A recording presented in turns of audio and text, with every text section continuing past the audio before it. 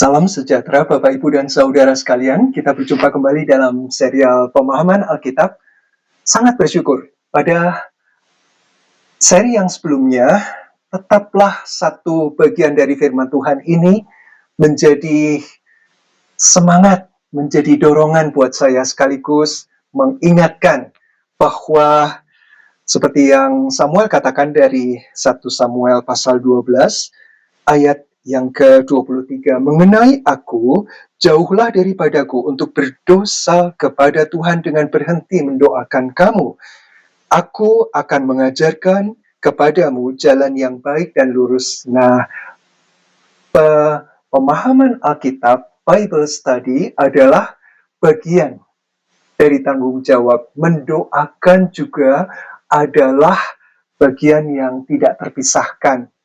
Saya akan berdosa jika tidak melakukannya di hadapan Tuhan dengan benar, dengan motivasi yang benar, dengan cara yang tepat, dan selalu mendoakan Bapak Ibu, Saudara yang setia, semakin bertumbuh di dalam anugerah Tuhan melalui sabda Tuhan. Mari kita berdoa. Bapa di surga, terima kasih Tuhan yang membuat kami setia. Ketika kami melihat Engkau setia Tuhan, dan Engkau mengajarkan jalan-jalan Engkau, Engkau mewujudkan kebenaran firman Tuhan itu di setiap pemeliharaan hidup kami Tuhan. Itu yang membuat hati kami antusias untuk mengenal Engkau lebih akrab lagi melalui firman Tuhan. Tolong supaya kami menikmatinya Tuhan. Dan kami percaya ada berkat Tuhan bagi kami semua yang setia dan rindu untuk belajar firman Engkau. Di dalam nama Tuhan Yesus kami berdoa. Amin. Kita sampai pada 1 Samuel pasal 13. Seperti pada gambar ini kita melihat ada sesuatu yang besar dari raja pertama yang sudah dipilih untuk menjabat sebagai pemimpin bangsa. Sayang sekali tidak lama di dalam Alkitab kita, ayat yang pertama, terjemahan baru ya, Lembaga Alkitab Indonesia, dikatakan begini, Saul berumur sekian tahun ketika ia menjadi raja. 2 tahun ia memerintah atas Israel. Memang ayat 1 ini dari awal sudah ada ketidaksamaan. Kalau Bapak Ibu Saudara melihat di versi dalam bahasa Inggris, ada sekian belas, sekian puluh versi. Paling tidak ada 3 perbedaan di antara versi-versi tersebut. Demikian juga ketika diterjemahkan dalam beberapa versi di bahasa Indonesia ya, misalnya ada Alkitab yang terbuka, AYT. Dikatakan begini, Saul memerintah 1 tahun. Kalau di TP tadi, sekian tahun ya, di sini dikatakan 1 tahun, lalu ia memerintah 2 tahun atas Israel. Kemudian di terjemahan literal, Indonesian Literal Translation, dikatakan sudah setahun sejak Saul menjadi raja, lalu ia memerintah 2 tahun lagi atas Israel. Beberapa terjemahan di dalam bahasa Inggris mengatakan Saul usianya 30 tahun ketika menjadi raja. Ada yang 40 tahun. Dan berikutnya disebutkan 40 tahun, 42 tahun. Ada beberapa versi yang mengatakan itu. Jadi, itu ketika bagian dari teks dalam bahasa Ibrani-nya ada gulungan kitab atau yang diambil dari aslinya itu tidak begitu jelas. Sekian tahunnya tidak begitu jelas. Lalu mau dipikirkan, ini usianya 30 ketika menjadi raja. Ada yang bilang 40 ketika menjadi raja. Karena dengan pemikiran Yonatan, nanti kita lihat sudah menjadi pahlawan gitu ya. Masih muda tetapi tangguh dan lincah dan kuat dan punya strategi yang baik. Jadi pertimbangan-pertimbangan itu membuat terjemahan ayat 1 ini berbeda-beda di dalam versi bahasa Inggris terutama ya. Nah, kita lihat katakanlah itu 1 tahun. Jadi awal ketika diangkat, ada perdebatan. Mana mungkin dia bisa memerintah kami. Jadi ada sebagian menolak. Tapi kemudian ketika di Yabes Gilead, Saul membuktikan bahwa dia bisa mempersatukan bangsa, membela kota yang diancam oleh Nahas, orang Amon itu, Raja Amon itu, maka sepakatlah seluruh orang Israel untuk menjadikan dia sungguh-sungguh menjadi raja, pemimpin.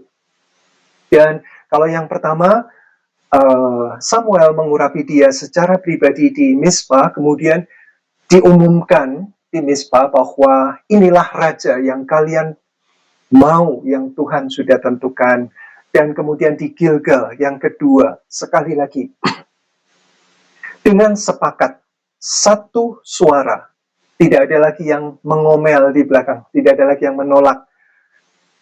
Mereka setuju, Saul, raja, pemimpin mereka. Setelah 1 tahun, setelah tahun kedua, ya ada perubahan. Rupanya tidak lagi Saul yang kita kenal, yang rendah hati, yang sembunyi ketika mau dipanggil, dipilih Tuhan sendiri, memilih dari suku mana, kemudian dari kaum mana, dari keluarga mana, orangnya siapa, dia sembunyi di balik perkakas.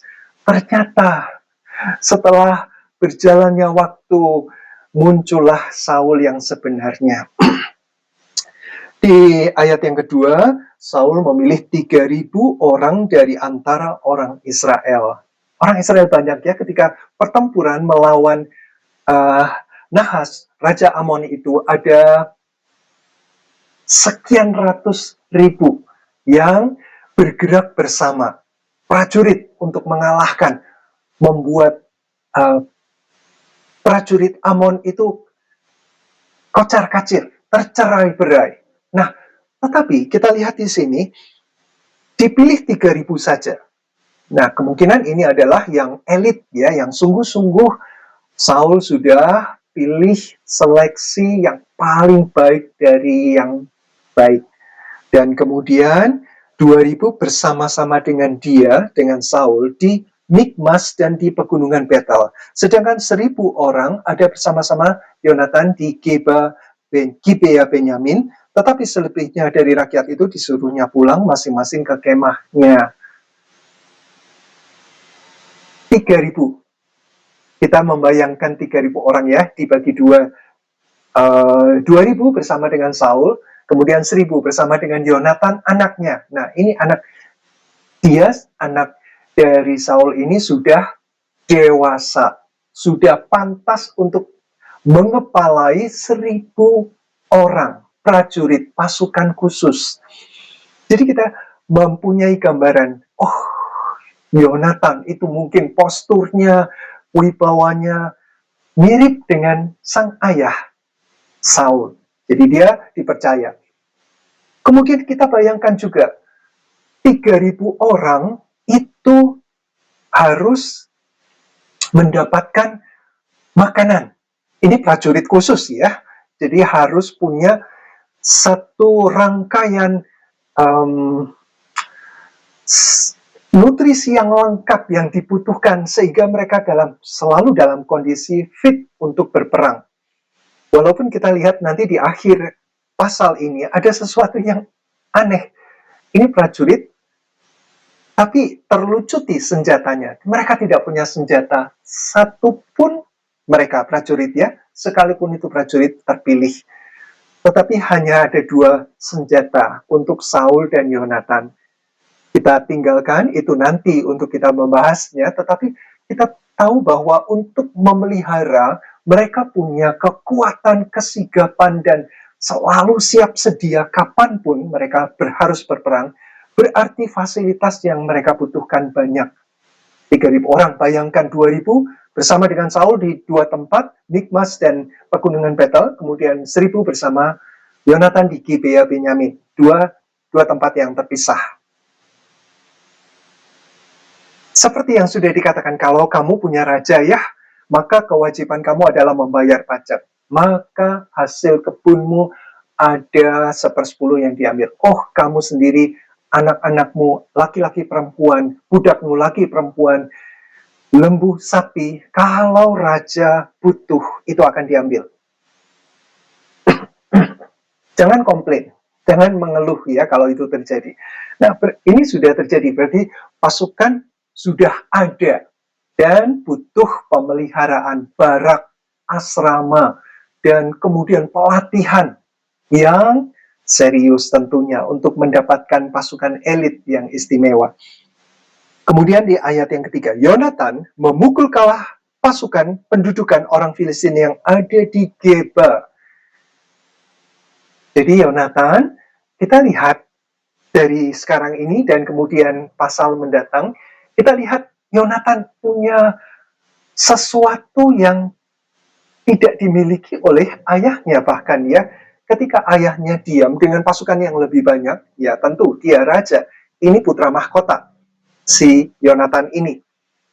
Tetapi dia tidak nyaman dengan kedudukan sebagai putra mahkota raja, pangeran yang pantas akan melanjutkan tahta, tetapi dia terus bergerak. Nah, Yonatan itu dari kata Yehonatan, Yehovah, ya dikatakan Tuhan huruf besar, Yahweh, sudah memberi. Itu arti kata dari Yehonatan. Jadi kita melihat nama itu bagus sekali ya, Yonatan. Tuhan sudah memberi.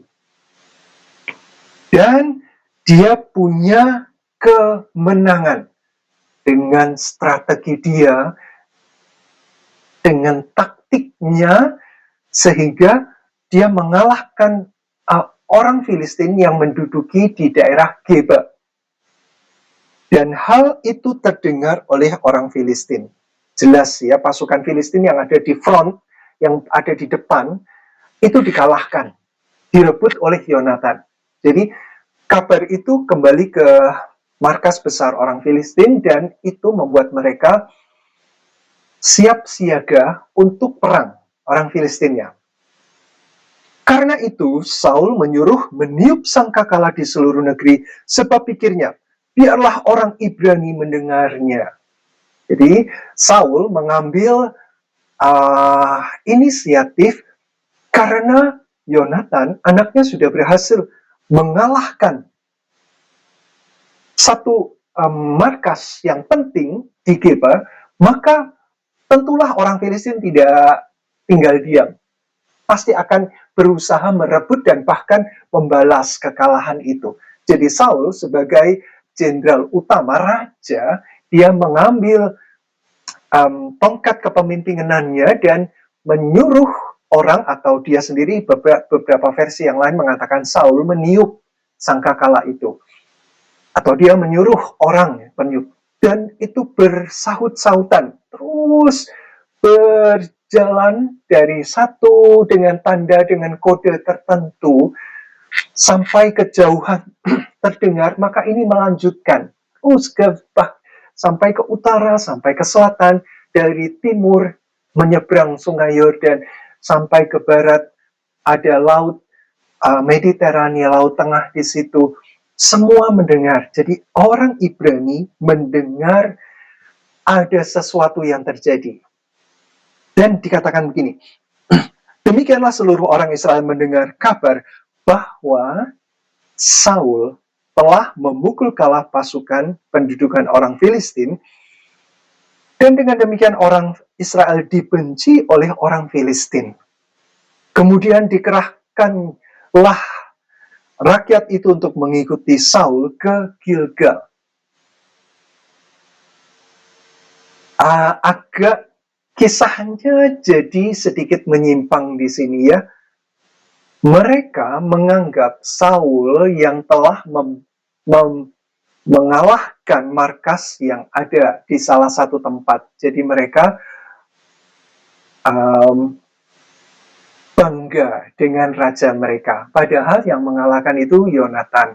Mungkin memang kode kemenangan itu sekaligus kesiapan. Ini nanti akan ada serangan balasan. Jadi semua harus bersiap. itu tidak disertakan siapa, namun benar sang rajalah yang mendapatkan kredit, yang mendapatkan pujian karena dia punya jenderal, anaknya Yonatan itu keren dan berhasil menang. Jadi orang Israel beranggapan Saul lah yang mengalahkan salah satu markas dari orang Filistin. Adapun orang Filistin telah berkumpul untuk berperang melawan orang Israel. Jadi betul, jadi mereka merasa marah, ada satu bagian yang kalah, jadi mereka ingin tunjukkan, ya, kami tetaplah yang berkuasa di sini. Jadi mereka maju dengan kekuatan penuh, dikatakan di sini 3.000 kereta. Bayangkan, ini kereta ini sudah buatan khusus. Kalau kita ingat di Mesir dulu, Firaun punya kereta yang istimewa dengan teknologi yang tinggi. Nah, Filistin tidak mau kalah. Filistin pernah mencoba mau mengalahkan Mesir. Jadi mereka sudah lihat teknologi di sana dan mereka mungkin juga mencoba menduplikasi teknologi itu. Jadi roda yang ringan, tidak penuh gitu ya. Ada roda, ada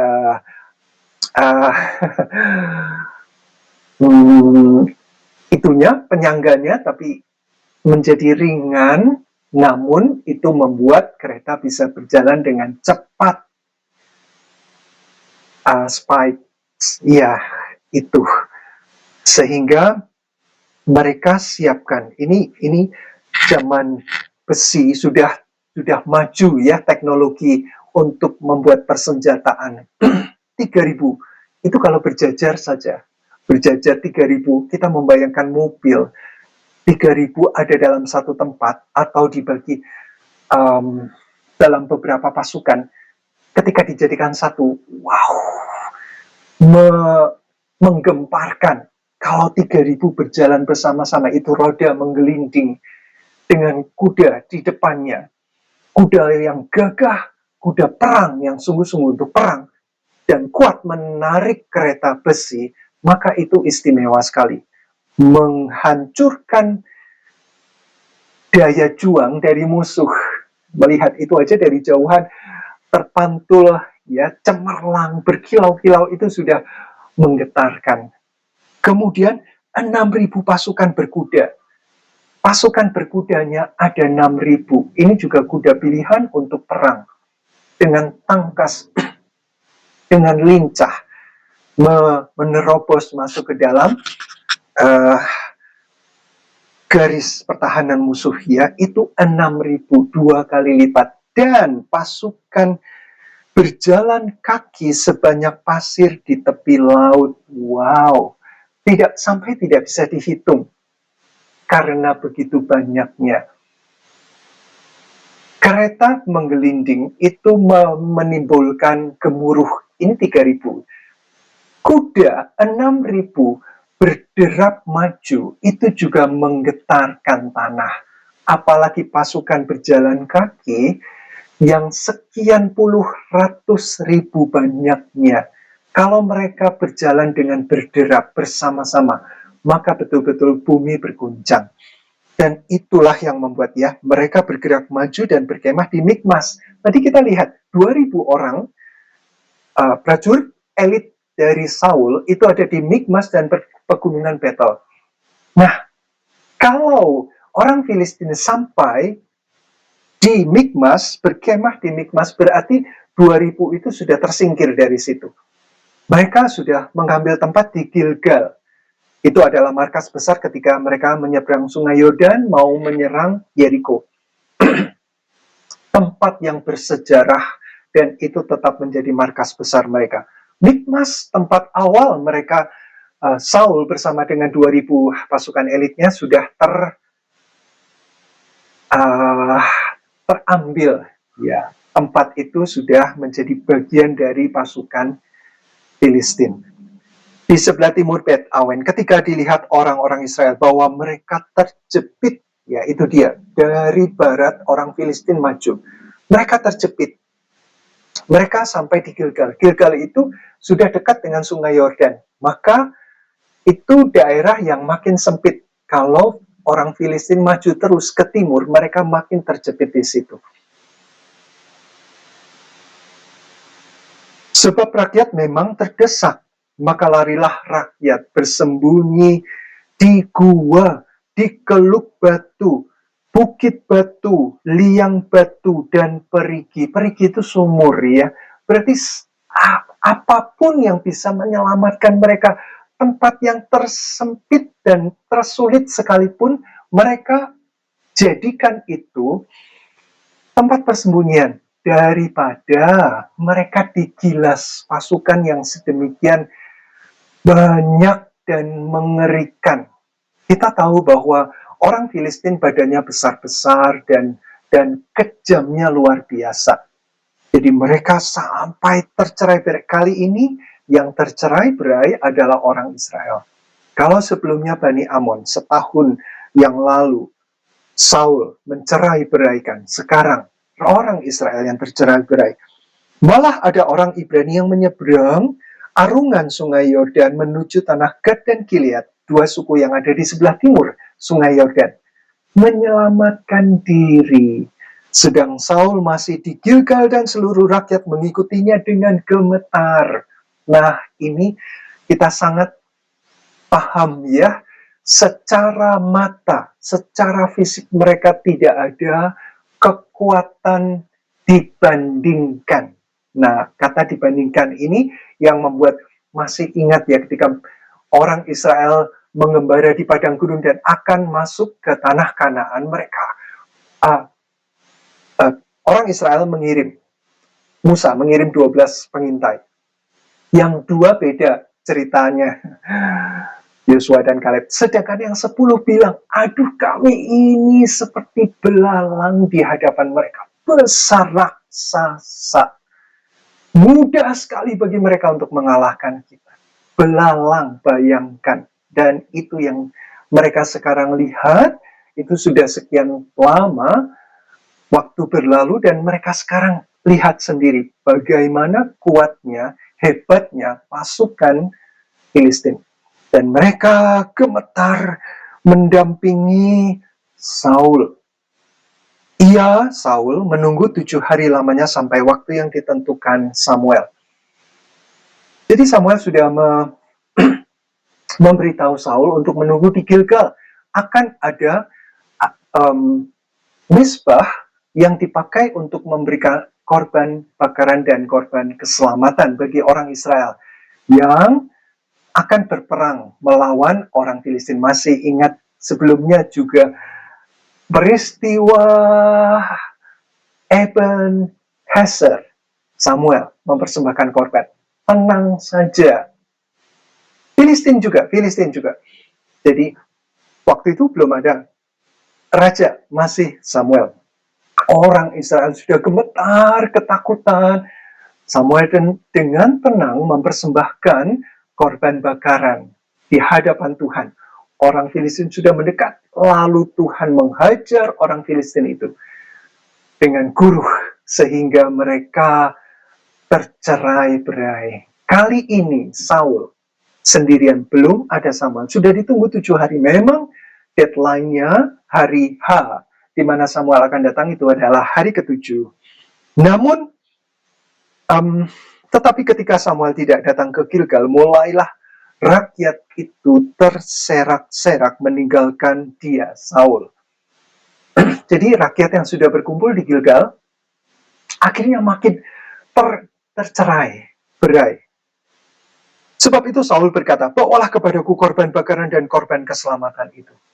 Sudah tidak sabar lagi, panik ya, sementara musuh mungkin dengan sorakan, mungkin dengan derapan kaki, dengan ringkikan kuda, sekian ribu, itu betul-betul membuat atau menghancurkan mental dari pasukan atau dari rakyat Israel.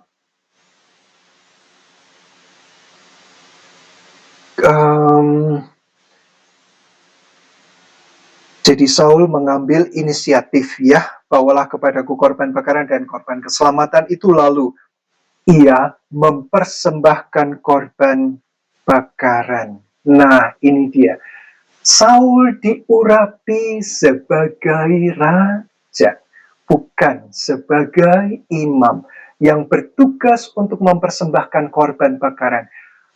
Hanya boleh imam, keturunan Harun. Bukan cuma dari suku Lewi. Harun adalah suku Lewi. Jadi spesifik khusus dari keturunan Harun itulah imam. Dan kemudian ada satu yang menjadi imam besar, satu saja.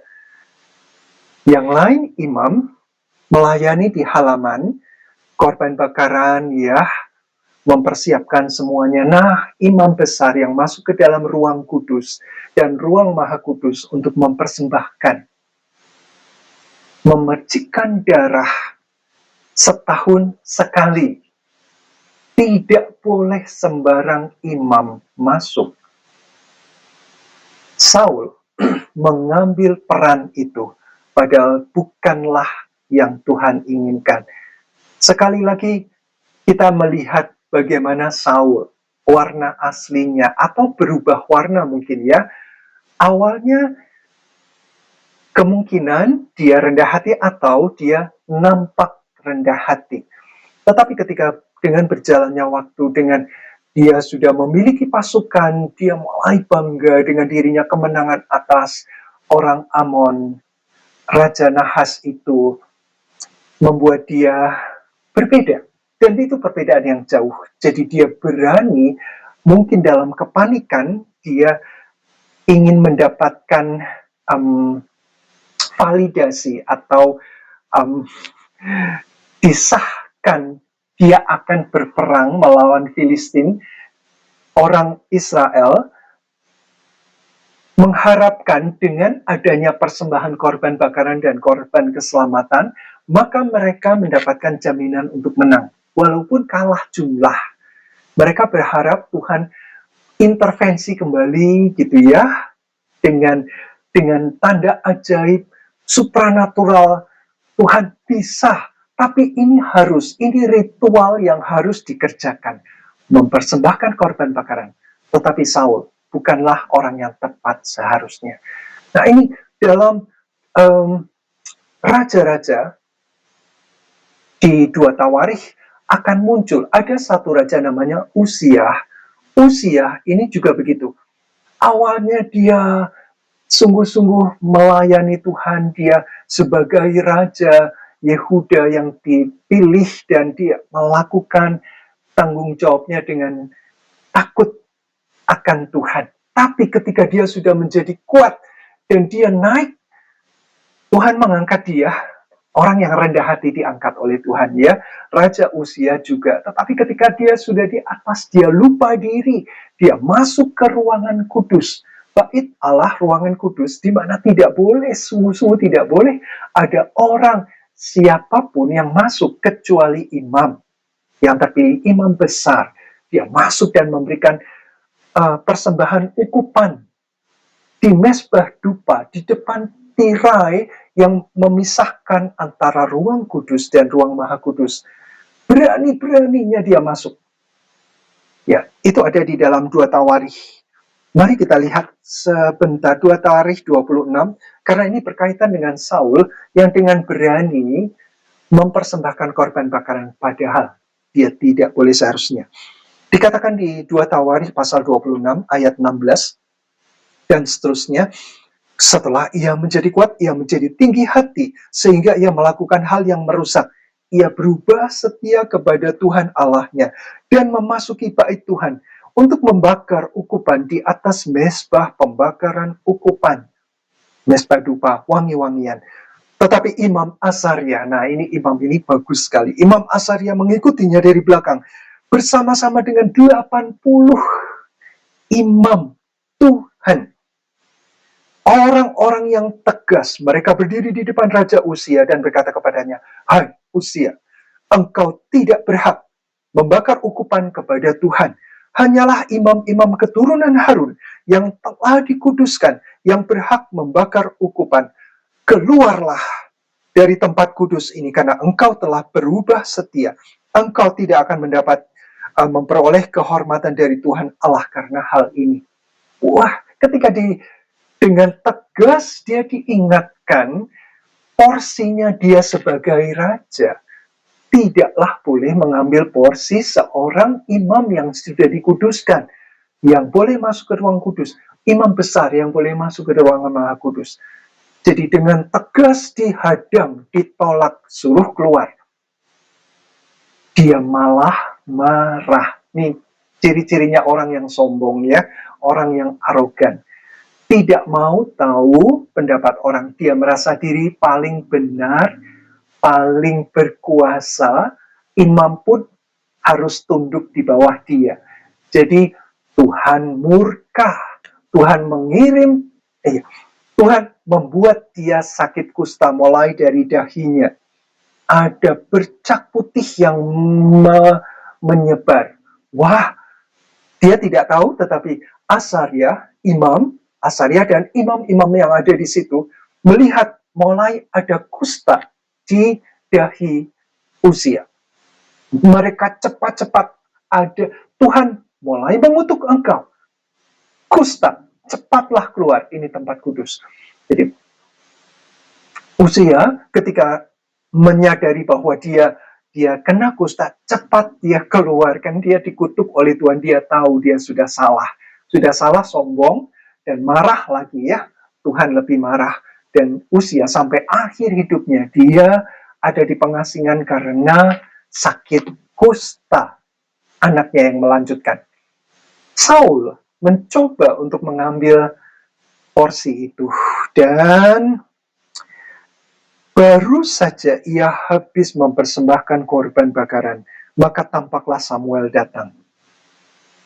Hanya beda sekian menit dia mempersembahkan. Kalau dia mau sabar saja, dia patuh, dia tahu diri, posisinya, di hadapan Tuhan dia merendahkan diri, maka tidak akan terjadi apa yang akan terjadi setelah ini. Pelajaran yang sangat penting bagi kita, sangat penting. Ini dengan tegas disampaikan oleh firman Tuhan. Kepatuhan, ketaatan, sudah ada rambu-rambu, sudah diingatkan oleh Samuel. Kalau Samuel sudah menjanjikan dia akan datang 7 hari mendatang, maka pastilah sebagai abdi Allah ada disiplin, ada tanggung jawab. Dia akan mematuhi apa yang dia janjikan, yang Tuhan juga akan memberikan keselamatan kepada orang Israel yang sedang dikepung oleh musuhnya, orang Filistin.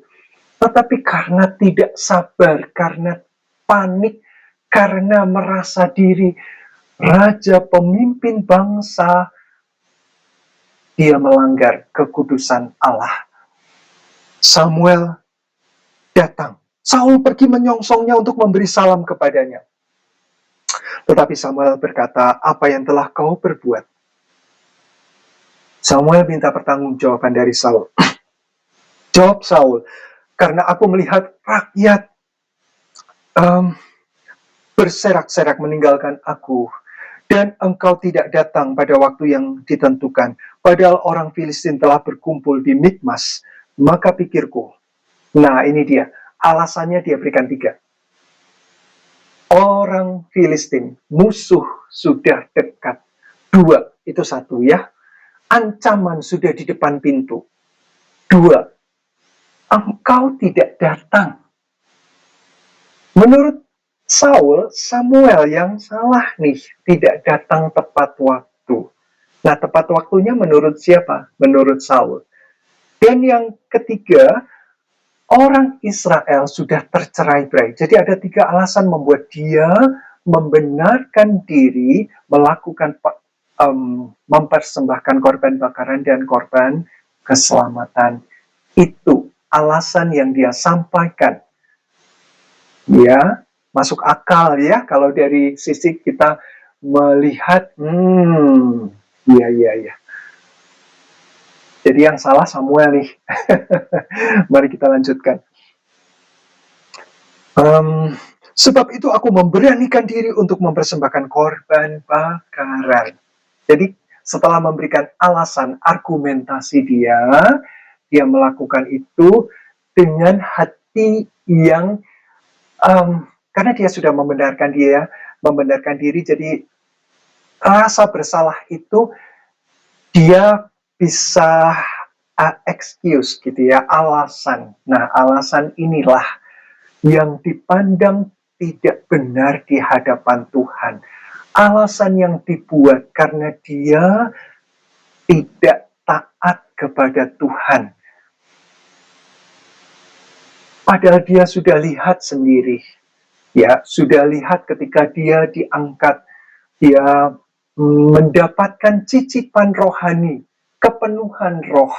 Dia juga lihat bagaimana dia sebelumnya, ya, peristiwa di Ebenezer, bagaimana Tuhan melakukan keajaiban di supranatural, ya, lebih dari kuasa Tuhan mengatasi alam semesta, sehingga orang Filistin pada saat itu dikalahkan. Ketika juga dia memimpin orang-orang melawan, membela orang Yabes Gilead, ya, Tuhan pasti ada karya Tuhan di situ. Tetapi kali ini dia mau dengan egonya sendiri. Dan kata Samuel kepada Saul, perbuatanmu itu bodoh. Dengan tegas Samuel katakan, seperti Imam Asaria ketika Raja Usia masuk menerobos untuk memberikan persembahan, mempersembahkan dupa, ukupan di mezbah dupa itu. Perbuatanmu itu bodoh, engkau tidak mengikuti perintah Tuhan Allahmu yang diperintahkannya kepadamu. Jadi ketaatan, hal yang terpenting yang Tuhan sampaikan kepada Saul adalah ketaatan, kepatuhan. Kalau dia percaya Tuhan, kalau dia percaya bahwa ini adalah umat Tuhan, kalau dia percaya Tuhan itu adalah Allah yang membela, Allah umat Israel yang dicintai, mana mungkin Tuhan akan berdiam diri ketika orang musuh, orang Filistin menyerbu, walaupun banyak sekali, walaupun ya di Mesir orang Ibrani hanya budak, jumlahnya banyak, ya, tetapi mereka adalah budak yang untuk melakukan tugas, tidak pernah berperang. Jadi orang Mesir sangat kuat, super power pada saat itu. Sekali lagi itu terjadi di sini. Sebab sedianya Tuhan sudah, Samuel mengatakan, bodoh sekali perbuatanmu, kau tidak taat. Sedianya, awalnya Tuhan mengokohkan kerajaanmu atas orang Israel untuk selama-lamanya. Benar, Tuhan sudah melihat Yehonatan, Tuhan sudah memberi orang yang istimewa. Yonatan ini istimewa. Tetapi karena kebodohan Saul, karena ego, dengan alasan-alasan yang dibuat dia tidak patuh, dia arogan, nah itu dia. Tetapi sekarang kerajaanmu tidak akan tetap. Tuhan telah memilih seorang yang berkenan di hatinya. Sebuah istilah yang bagus sekali. Ini menuju kepada Daud, ya, di pasal selanjutnya. Yonatan berkawan akrab, sahabat akrab, soulmate dari Daud. Daud adalah orang yang berkenan di hati Tuhan. Istilah yang bagus sekali. Memperkenankan hati Tuhan, itu yang terbaik, itu yang hal terbaik yang bisa kita lakukan. Dan Tuhan telah menunjuk dia menjadi raja atas umatnya. Belum, ya, Daud belum diurapi. Tetapi kalimat ini disampaikan oleh Samuel karena ketidakpatuhan Saul dan kesombongan Saul. karena engkau tidak mengikuti apa yang diperintahkan Tuhan kepadamu. Kalimat ini sudah disampaikan, kemudian berangkatlah Samuel dan pergi ke Gilgal, dari Gilgal ke Gibea Benyamin, tetapi Saul memeriksa barisan rakyat yang ada bersama-sama dengan dia. Kira-kira 600 orang banyaknya. 600 melawan 3.000 kereta dengan kecepatan tinggi dan 6.000 pasukan berkuda dan prajurit berjalan kaki yang tidak terhitung banyaknya. 600. Ya, sesuatu yang tidak mungkin. Saul dan Yonatan anaknya dan rakyat yang ada bersama-sama dengan mereka tinggal di Gibea Benyamin. Sementara orang Filistin berkemah di Mikmas. Ya, kemudian keluarlah orang Filistin di dalam 3 rombongan, satu ke Ofra, kemudian ke Bet Horon, yang ketiga ke lembah Zeboim. Nah, ini dia penindasan orang Filistin di ayat 19. Seorang tukang besi tidak terdapat di seluruh negeri Israel. Pandai besi tidak ada. Oh, gambar ini tadi ya, yang menggambarkan Saul mempersembahkan korban bakaran, tidak sabar menunggu Samuel. Jadi di situ dikisahkan, di akhir dari pasal ke-13 ini dikisahkan, Filistin menjajah, boleh dikatakan menjajah, sehingga dengan cara tidak ada senjata apapun di Israel. Pedang, tombak tidak ada. Yang ada, yang boleh ada adalah alat-alat pertanian, perkebunan boleh, tetapi pedang dan tombak tidak ada. Jadi yang ada boleh itu adalah mata bajak. Itu logam ya, untuk membajak sawah. Kemudian beliung. Beliung itu diterjemahkan, beberapa menerjemahkan cangkul. Atau mungkin di dalam saya membayangkan itu linggis, beliung ya, untuk membuka tanah begitu. Dengan kekuatan tangan, dengan cangkul. Kemudian ada sabit, ada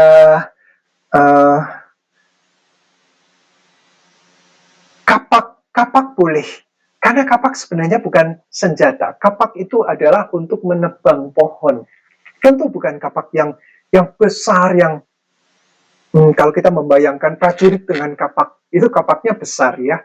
Kalau dia badannya kuat sekali, dia bisa pegang dan memainkan senjata kapak dengan sangat mengerikan. Karena bentuknya saja sudah wow, ngeri. Itu kalau diadu dengan pedang yang relatif jauh lebih tipis, maka kapak itu menang secara material, logamnya lebih berat, lebih tebal.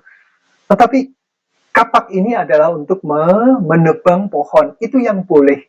Jadi orang Israel bolehnya bertani, berkebun, tidak boleh memegang senjata. Jadi kita pernah sempat berpikir ya, jadi 3.000 orang prajurit, yang 2.000 untuk Saul dan 1.000 untuk Yonatan, bawa apa? Nah ini dia. Kalau mereka ingin mengasah mata bajak, kemudian beliung, cangkul, kemudian sabit dan kapaknya, itu harus ke Filistin, orang Filistin. Di situ ada pandai besi yang mengasah, menajamkan. Orang Israel tidak bisa dengan membayar. Sehingga pada hari pertempuran itu, sebilah pedang atau lembing, ini ayat terakhir ya, sebilah pedang atau lembing pun tidak terdapat pada seluruh rakyat yang ada bersama Saul dan Yonatan. Tetapi Saul dan Yonatan anaknya itu masih mempunyainya. Jadi penjajahan atas orang Israel dengan cara tidak boleh ada senjata sama sekali.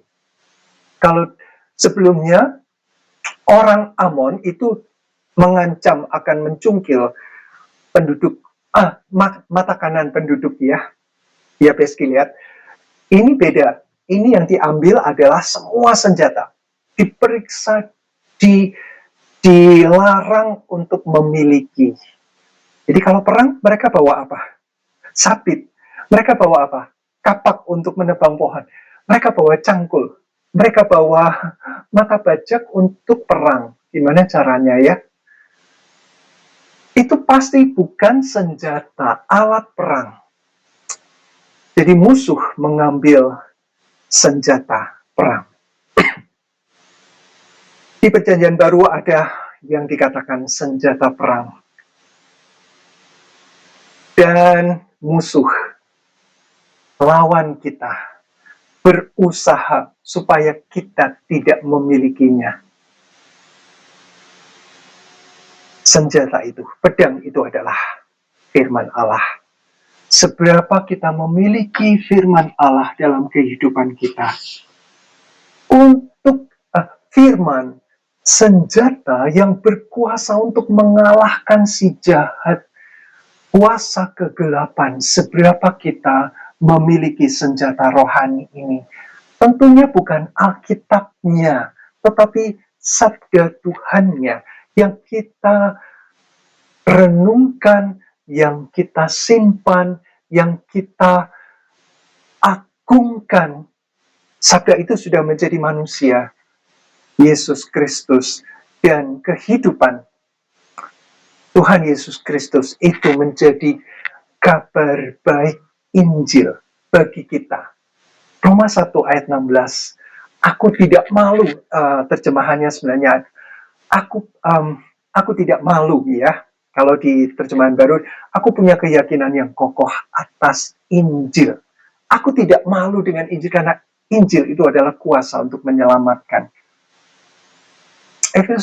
Efesus juga mengatakan tentang perlengkapan senjata rohani yang lain adalah defense, ya, ketopong, kemudian baju sirah, perisai, ikat pinggang, kasut, tetapi ada satu pedang roh, yaitu firman Tuhan. Bagaimana kita memilikinya? Dan dalam pasal ini kita belajar tentang kepatuhan. Mari kita belajar untuk taat kepada Tuhan. Percaya bahwa di saat terdesak sekalipun, ada tangan Tuhan yang menopang. Tidak perlu kita mengambil sikap sebagai pemimpin yang arogan, sama sekali tidak diinginkan oleh Tuhan. Tetapi dengan rendah hati kita memohon pertolongan Tuhan pada saat yang tepat, bukan saat kita. Nah itu dia, terdesak itu dalam perspektif kita atau perspektif Tuhan. Tuhan tidak akan pernah terdesak, tidak akan pernah kehabisan waktu.